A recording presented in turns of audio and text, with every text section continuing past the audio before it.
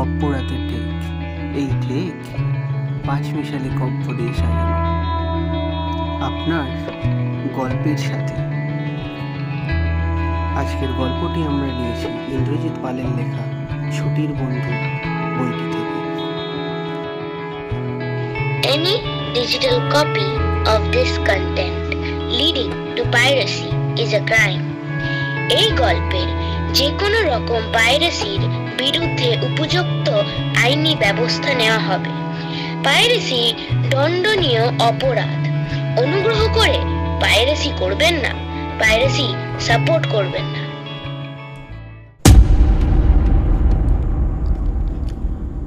গপ্প রাতের ঠেকে আজকের গল্প ইন্দ্রজিৎ পালের লেখা গুরু হওয়ার লোভে। তাহলে শুরু করা যাক।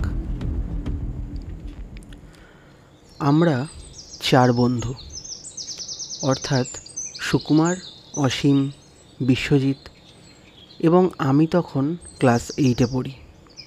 আমার নাম জগদীশ। ওরা আমাকে সংক্ষেপে জগা বলে ডাকত। থাকতাম এক পাড়াতেই। তাই প্রতিদিন স্কুল থেকে ফিরে খাওয়া দাওয়া করে একজোট হয়ে ঘুরতে চলে যেতাম। আর ঘুরতে চলে যাওয়া মানেই ওই নদীর ধারে কিংবা নদীর গায়ে নির্জন শ্মশানে। নদীটা ছিল আমাদের বাড়ি থেকে প্রায় 1.5 কিলোমিটার দূরে।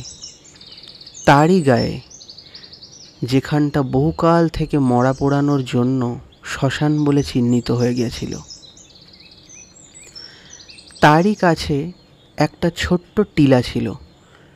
সেই টিলার ওপর একটা বহু পুরনো ভাঙাচোরা শ্মশানকালীর মন্দির ছিল। শোনা যায় বহু বছর আগে নাকি এক তান্ত্রিক ওই মন্দির তৈরি করেছিল পাশের কালীপাহাড়ি গ্রামের কিছু লোকের সহায়তায়। উনি মারা যাওয়ার পর ওই মন্দিরটা এমনিই পড়ে থাকে এবং ধীরে ধীরে বছরের পর বছর রোদ জলে নষ্ট হয়ে এখন প্রায় জীর্ণদশা, অর্থাৎ ভেঙে ভেঙে গেছে। সেই মন্দির চত্বরেই আমরা বসে গল্প গুজব এবং সন্ধ্যের সময় হাঁটতে হাঁটতে বাড়ি ফিরে আসা। একদিন সেখানে বসে গল্প করতে করতে সুকুমার বলল, আচ্ছা, আমাদের মধ্যে রাতের বেলা কেউ কি এই শ্মশানে একা আসতে পারবি?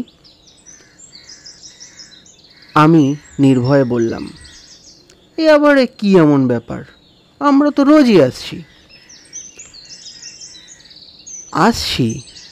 কিন্তু রাতের বেলা তো নয়।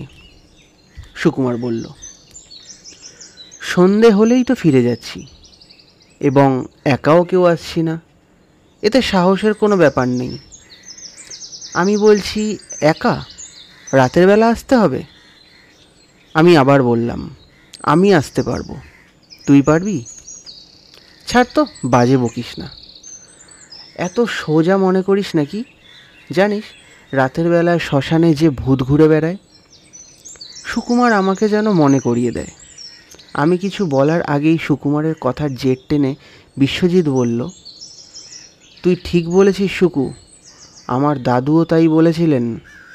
ওরা নাকি রাত হলেই নির্জন জায়গায় ঘুরে ফিরে বেড়ায়, যেমন শ্মশানে, বাঁশবাগানে, পুকুর ধারে, আরও বিভিন্ন জায়গায়। আমার দাদু তো অনেকবার ভূত দেখেছেন। দাদুদের বাড়ির কাছে একটা পদ্ম পুকুর ছিল। সেই পুকুরের ঘাটে প্রায় একটা ভূত রাত 1:30টার সময় একা এসে বসে থাকতো। কিছুক্ষণ পর আবার চলে যেত। তা অত রাত অবধি তোর দাদু কী করতো? আমার দাদুর প্রচণ্ড হুঁকো টানার নেশা ছিল, ঘুমটাও ছিল ভীষণ পাতলা। তাই রাতে মাঝে মাঝেই তার ঘুম ভেঙে যেত, আর তখনই উঠে নিজে হাতে হুঁকো সাজতেন এবং সেটা জ্বালিয়ে গুড়গুড় করে টানতে টানতে ছাদের দিকে চলে যেতেন। এটা তার 12 মাসের রোগ ছিল। ওই সময় দাদু কয়েকবার ওই ভূতটাকে ওই পুকুরের ঘাটে বসে থাকতে দেখেছিলেন। আর হুকো টানতে টানতে যখনই দাদু খক খক করে কাশি দিয়ে উঠত, তখনই সেই শব্দ পেয়ে ভূতটা অদৃশ্য হয়ে যেত। দাদু বলতেন সেই ভূতটা নাকি ভীষণ ভীতু ছিল, মানুষের আঁচ পেলেই পালিয়ে যেত।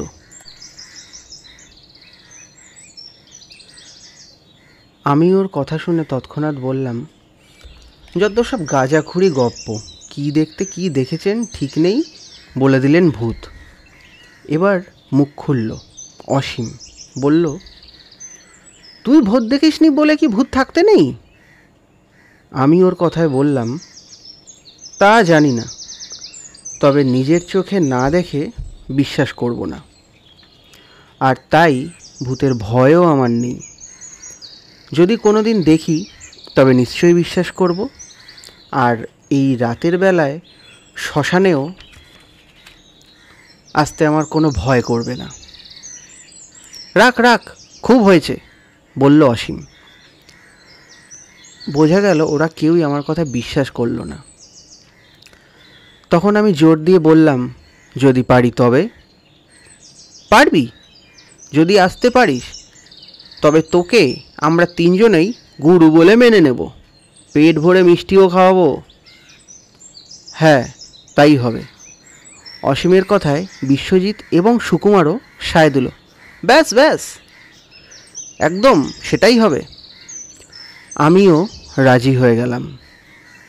সত্যি কথা বলতে কি, মিষ্টি খাওয়ার লোভটা আমার না থাকলেও ওদের গুরু হওয়ার লোভটা আমার মধ্যে পূর্ণমাত্রায় ছিল। সাহস তো আমার ছিলই, তাই পিছিয়ে যাওয়ার প্রশ্নই ওঠে না। কিন্তু তুই যে শ্মশানে এসেছিলি তার প্রমাণ? অসীম বলল। আমি বললাম, কেন?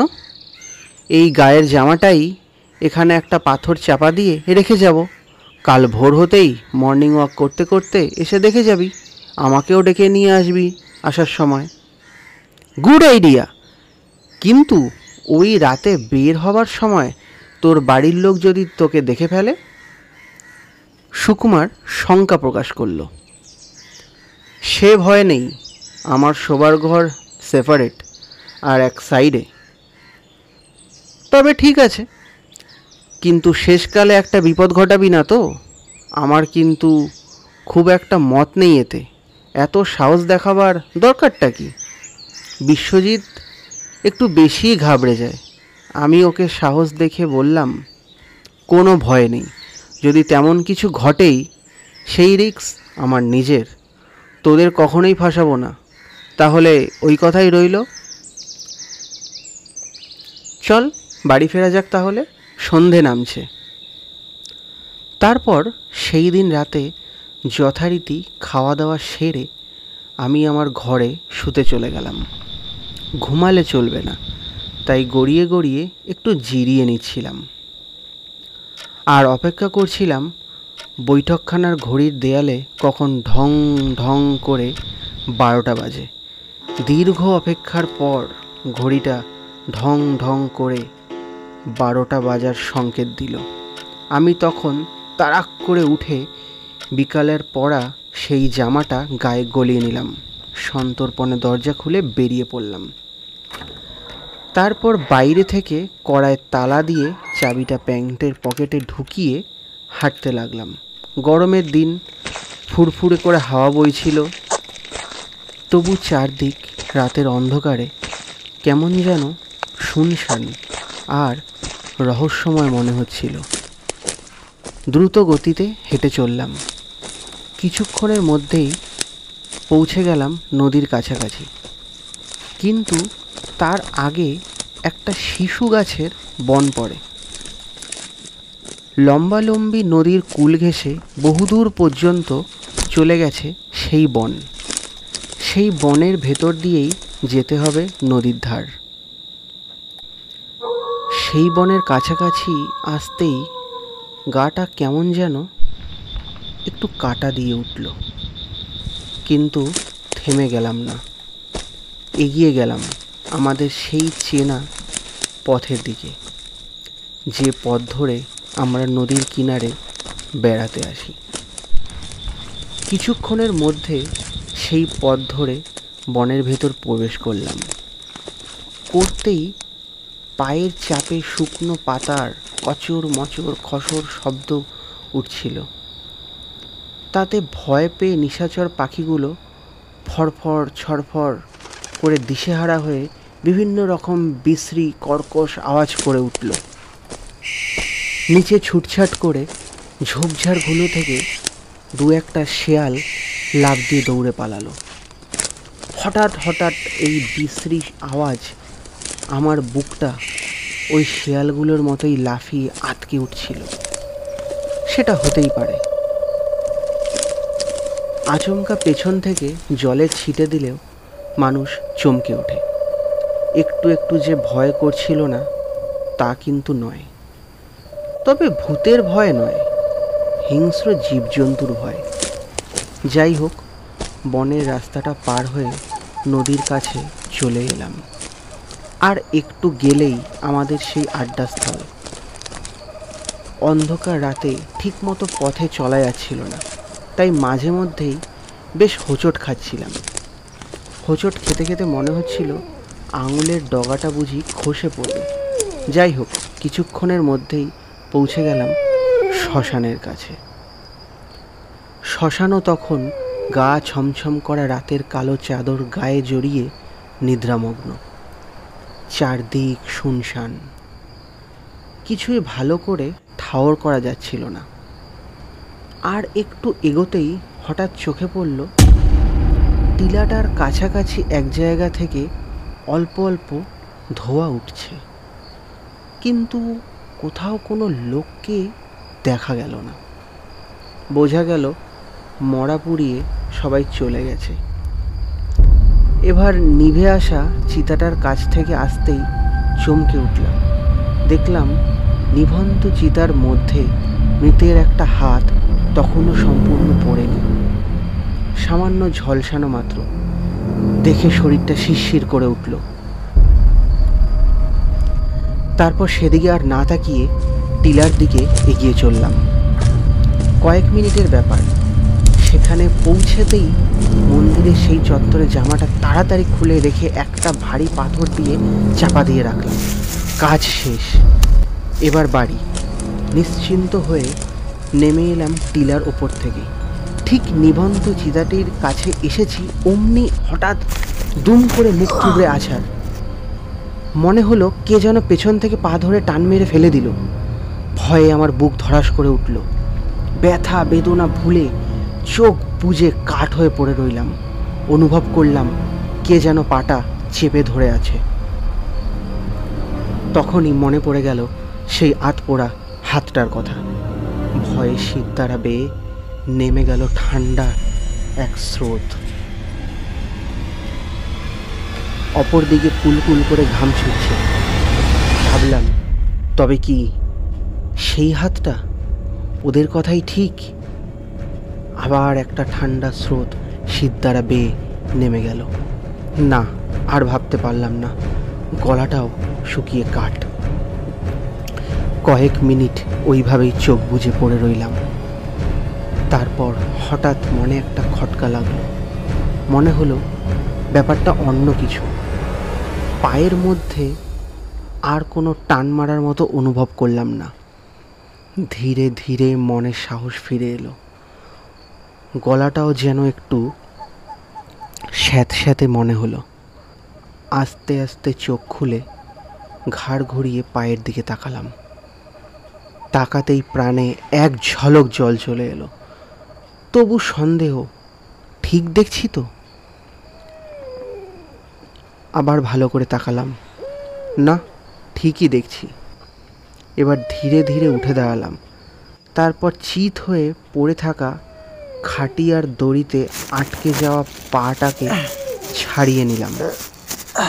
মনে হয় এই খাটিয়াতে ওই মৃতদেহটা আনা হয়েছিল। তারপর আর দাঁড়ানো নেই। হাত পা ঝাড়া দিয়ে খালি গায়ে বুক ফুলিয়ে বাড়ির দিকে হাঁটতে লাগলাম। হাঁটতে হাঁটতে একটা কথাই ভাবছিলাম, যারা ভয় পায় তারা প্রত্যেকেই এইভাবে কোনো জিনিস দেখে ভালো করে না যাচাই করেই ভয় পেয়ে বসে এবং ভূত বলে বিশ্বাস করে নেয়। আসলে কিন্তু ভূত বলে কিচ্ছু নেই, তবে ভূত বলে যে কথা এবং তাদের ভীষণ ভীষণ যেসব কাল্পনিক আকৃতি ও প্রকৃতির কথা আমাদের মনের মধ্যে গেঁথে আছে, তার ভয় যে কীরকম তা হাড়ে হাড়ে সেই সময় টের পেয়েছিলাম। আর সেই দিন থেকেই আমি ওদের গুরু হয়ে গেলাম। দেখা হলেই ওরা আমাকে গুরু বলে সম্বোধন করে। আমার কিন্তু শুনতে বেশ ভালোই লাগে। শুনছিলেন ইন্দ্রজিৎ পালের লেখা গুরু হওয়ার লোভে।